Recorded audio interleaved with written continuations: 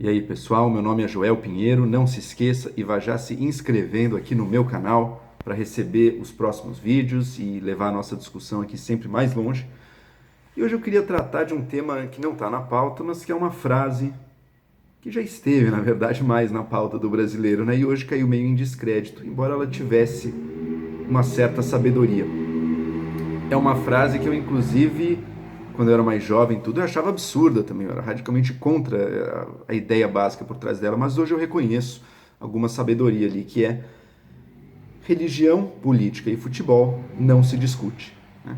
Um pouco aí um preceito, uma máxima aí da sabedoria popular brasileira que permeia um pouco as nossas relações aqui nessa ideia de que, olha, não vai para esses três temas não quando você está em grupo aí, porque quando a discussão chega neles, ela vai para um lugar ruim e a relação do grupo piora ali. Eu sempre detestei essa frase, pelo menos no que diz respeito à política e religião. Futebol, na verdade, eu até concordava, porque eu não tinha nenhum problema com discussão em si de futebol, mas futebol não existe uma verdade, né? O palmeirense, ou São Paulino, ou corintiano defendem a verdade. Não, cada um gosta de um time, não tem certo e errado aí. Ah, eu sou o certo porque eu sou corintiano, São Paulino, não existe isso. Então, quer dizer, não tem muito o que discutir no fundo, né? Dá para discutir tática, estratégia, qualidade dos jogadores. Muitas vezes essas discussões servem aí como um jeito indireto de discutir a superioridade do meu time ou do seu time, de tentar provar essa superioridade, ou que time ganhou mais, que time ganhou menos no passado. Não é, enfim, não é um tema que rende muitas discussões, mas pelo menos do meu ponto de vista anterior, que pensava, pô, uma discussão você quer chegar no que é verdadeiro, né? No que é bom, no que é o melhor, não era uma discussão muito proveitosa e não via muito sentido nela. Mas política e religião, sim. Política, a gente está preocupado com o que é bom para a sociedade, quais ideologias, quais crenças acerca da sociedade vão nos levar para um mundo melhor, quais partidos, quais opções dessas que estão disponíveis nas eleições vão nos aproximar. É essencial a gente discutir isso. Se você não discutir isso, você está fora, você está alienado, você não vai estar cooperando aí e ajudando a produzir uma sociedade melhor. E religião, poxa, religião é um tema ainda mais central até, né? Porque diz respeito à existência individual de cada um de nós. Qual a nossa relação com o absoluto, com Deus? Será que existe depois da morte? Como é que a gente tem que viver neste mundo para estar de acordo com a ordem transcendente que nos governa? Se é que ela existe, será que existe uma ordem transcendente? Então, quer dizer, uma discussão central também. Imagina passar uma vida sem pensar e, portanto, sem discutir uma coisa tão central assim. Eu consideraria um desperdício de uma vida a pessoa que passasse a sua existência sem se preocupar e sem discutir com os outros, portanto, o que é verdade, o que não é, né? Nesse tema tão central da religiosidade, da transcendência, da espiritualidade. Agora, o que eu não captava, quando eu tinha esse posicionamento contra essa ideia de não se discute futebol, política e religião, o que eu não captava é que as discussões desses temas, elas raramente ficam nesse campo de descobrir o que é a verdade, né? O que é o melhor ou o que é o verdadeiro. Elas operam em outro nível. E por isso que futebol, política e religião, três coisas tão diferentes, uma delas nem existe o conceito de verdade ali ou de por trás, e mesmo assim as três operam de fato do mesmo jeito. Tá? Por quê? Porque o que está em jogo nessas discussões, na maior parte das vezes, não é uma crença que a gente tenha ou uma discussão sobre como o mundo é ou como a sociedade se organiza, nem nada disso. São discussões nas quais afloram uma identidade nossa, nas quais a gente está, cada um de nós defende uma certa identidade, se vê como membro de um certo grupo maior, de um certo coletivo, de uma certa tribo. E a discussão, no fundo, é uma luta entre duas ou mais tribos, cada uma tentando impor e provar a sua superioridade, humilhando o outro lado. Né? E são três identidades também com uma característica a mais, porque a identidade inclui várias coisas, seu sexo, a sua raça, tem um monte de coisas aí que vão na sua identidade. Mas política, religião e futebol são elementos da sua identidade, muitas vezes definidores, e no contexto da discussão definidores, e que são de livre adesão, né? E potencialmente podem mudar. Eu posso deixar de ter um time e passar a ter outro. Eu posso mudar a minha crença política, posso mudar a minha crença religiosa. Eu não posso mudar meu sexo, minha... Bom, a questão do sexo hoje em dia não é nem mais tão simples assim, mas a minha raça, a minha orientação sexual, São coisas mais fixas. Então não tem tanto sentido de discutir um contra os outros, porque o outro não vai mudar mesmo. Mas nessas três, potencialmente o outro pode mudar. E se o outro não muda, será que isso significa que ele é uma pessoa pior?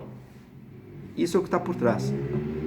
Porque são pontos, elementos importantes da identidade de cada um de nós que estão em jogo aqui, né? Certos valores que a gente tem, certas formas de ver o mundo. Claro, o futebol menos isso, tá? Mesmo, por isso mesmo eu acredito que a discussão sobre o futebol tem menos potencial de destruir relações humanas como as outras. A discussão de futebol é muito acalorada quando acontece, mas depois ela não deixa mágoas, né? Em geral não deixa mágoas. Às vezes sim, mas em geral não. As outras duas muitas vezes deixam e rompem relações mesmo, né?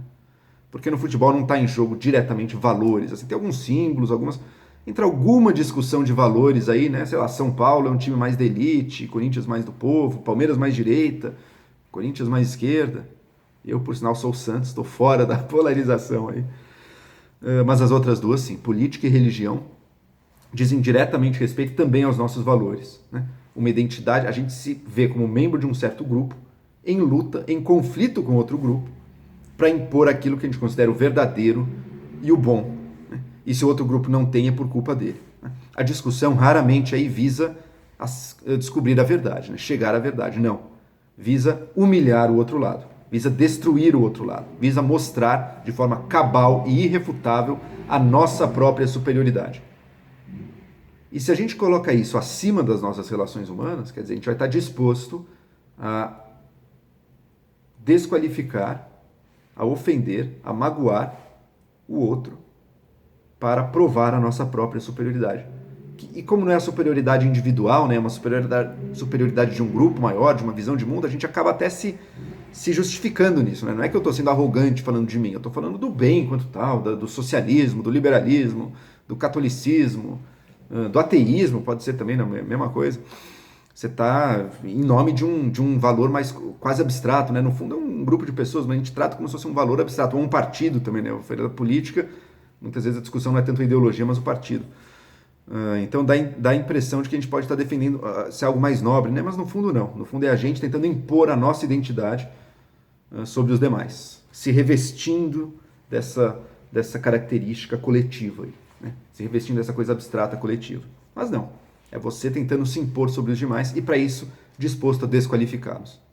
Por isso é sábio essa saída da convivência brasileira. É um dado da convivência brasileira. Outros países não têm isso e sofrem por isso. Aqui a gente, poxa, as relações pessoais são muito importantes. Os nossos relacionamentos importam muito. Eles estão acima dessas rusgas ideológicas, políticas, religiosas. Mesmo porque tudo se mistura. Você conhece pessoas de várias religiões, pessoas de vários grupos políticos. Então, nas nossas relações, vamos deixar isso de lado para a gente poder reforçar esses vínculos e poder se relacionar bem, né?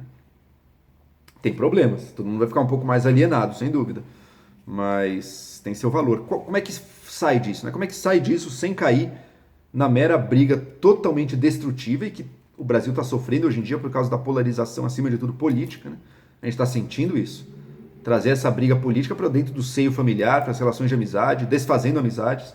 Então aquela pessoa que você considerava uma pessoa boa, mas que tinha um pensamento político diferente do seu, agora é essa divergência de tribo política que fornece a lente pela qual você olha para aquela pessoa e diz, não, eu sempre vi que no fundo essa pessoa é mau caráter, no fundo ele é um canalha de primeira, esse bolsonarista, sacana, ou esse petista, ou esse isentão, ou seja lá o que for.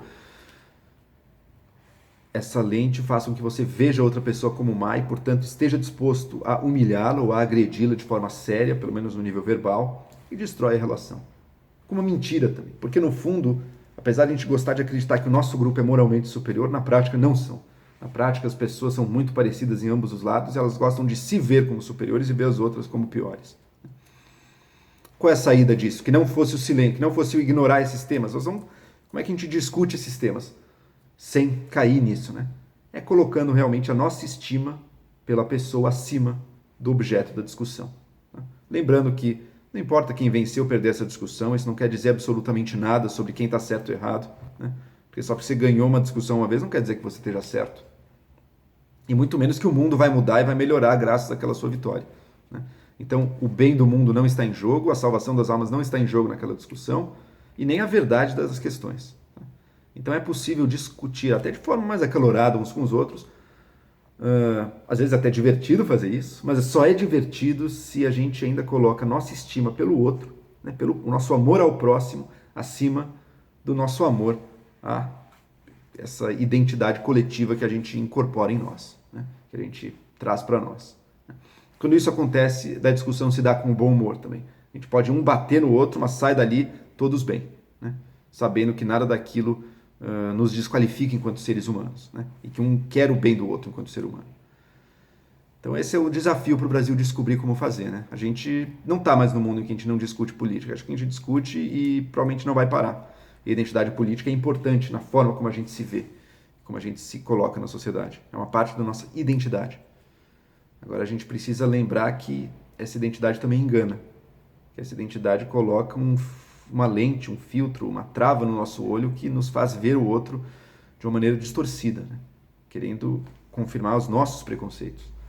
E ao fazer isso, a gente comete injustiça, se humilha, tenta se humilhar mutuamente, se magoa e perde alguma das coisas mais importantes, que são os vínculos pessoais, as boas relações de família ou de amizade, em nome de algo que não melhora em nada. A sociedade não melhora com isso, a verdadeira religião e a conversão e a salvação das almas não melhora com isso, né? E nem a vitória do nosso lado não melhora, porque no micro ali, não é nesse micro que ela vai ser definida, né?